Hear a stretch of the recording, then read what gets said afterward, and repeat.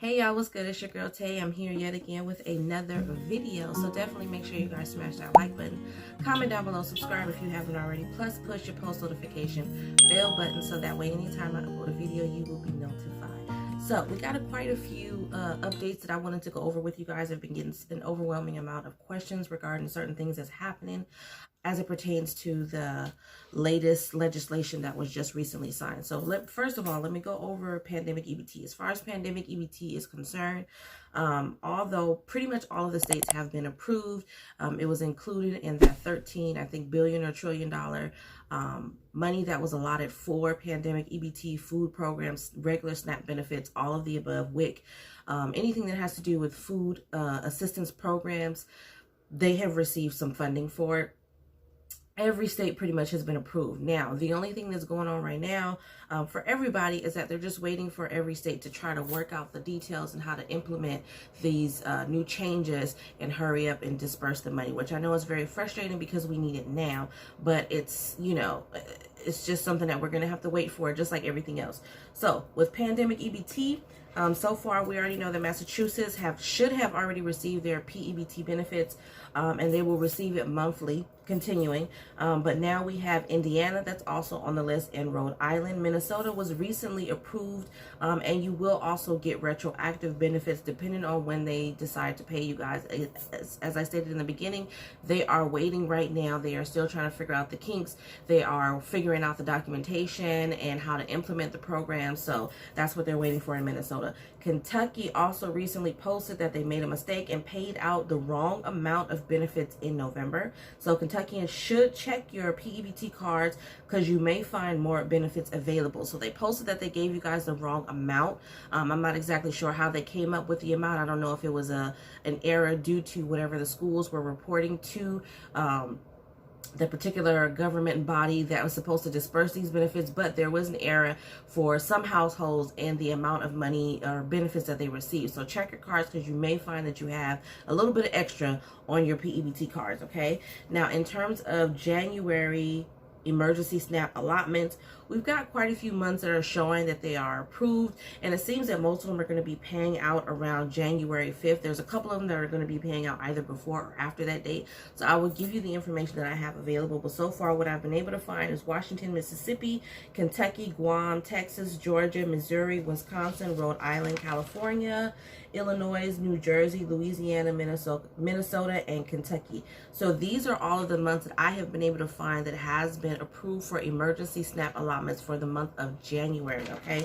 As I stated, most months are going to be paying around January 5th. And as well, we're going to be receiving a 15% increase from the beginning of January all the way to the end of June, and then your benefits will go back to the regular amount July 1st of 2021, okay? So there should be a 15% increase for everybody. Now, I know that some of the states are going to start paying that out with the regular issuance dates of EBT recipients, but I know some other states are still waiting. I just checked the website for California, and it says that they're going to be getting the 15% increase. However, it's going to take them a couple of weeks, so you probably won't receive that until maybe around the end of January, but it could be before then. As always, you guys, I will let you know. But these are the payout dates that I have so far. I know for Washington, it was stated that it should be around January 5th for your emergency SNAP allotment, but it will be approved on a month-to-month basis. So for Washington, they're saying that it's not a guarantee that they're gonna do it in February. For most states, honestly, I think that it's like that. It's a month-to-month basis as they decide whether you need it or not. Now, the 15% increase, I believe, is going to be in effect whether we get the emergency maximum allotments or not. That is separate. So for those of you who are asking if that 15% increase is to the maximum allotments, then to a certain extent it is. So let's just say, and I'm going to go over this too really quick before I go through the payout dates. So let's just say that you are getting $200 for a household of one. It's just you. You're getting $200 in EBT benefits, and then they decide, well, not they decide, but with the 15% increase, now you're going to get $400. I'm not saying that that's what it is. I'm just using that number. So you're going to get $400. Now, because you have income or whatever, you're still getting just the $200 because your income restricts you from getting the whole amount. Then you will get the $200 difference to put you at $400. You get what I'm saying? Now, if you're already receiving the maximum benefit amount, then of course you won't get anything except the increase. Now, the increase does not apply specifically just to the allotment. The allotment is only for households who are not already receiving the maximum amount, and that again is without the 15% increase. So if you are receiving a certain amount that is based on your income, you're not receiving the full amount. You should be receiving this extra supplement that I've been talking about and that I am talking about right now on specific dates every month. Okay, so for Washington it's January 5th, Mississippi January 5th, Kentucky I don't have a date, Guam I don't have a date, Texas is January 5th or the 23rd, Georgia they have 4 dates that are available. That's January 25th, 27th, 29th, and the 30th. Missouri, I don't have a date. Wisconsin, I don't have a date. Rhode Island, January 5th. California, I have not seen a date as of yet, but I did see that we were, well, obviously everybody's been approved, but we just have to keep checking the website to see when they're going to put the information regarding the emergency SNAP allotments. But I do know that we're still going to be getting the December allotments on January 10th, and there's quite a few months that haven't received their December allotments in December that will still be receiving them in January. Okay, so that is separate from what I'm talking about now. What I'm talking about now is just for the January allotments that maybe some months will receive in February and then some will receive it in January. Okay, for Illinois, I don't have a date. New Jersey will be on the regular payment dates. Louisiana, January 8th. Minnesota, approved but no date. And then Kentucky as well on your regular payment dates. Okay, so as I stated, the increase to the SNAP benefits are at a 15%, and it's scheduled to be from January 1st all the way through June 30th.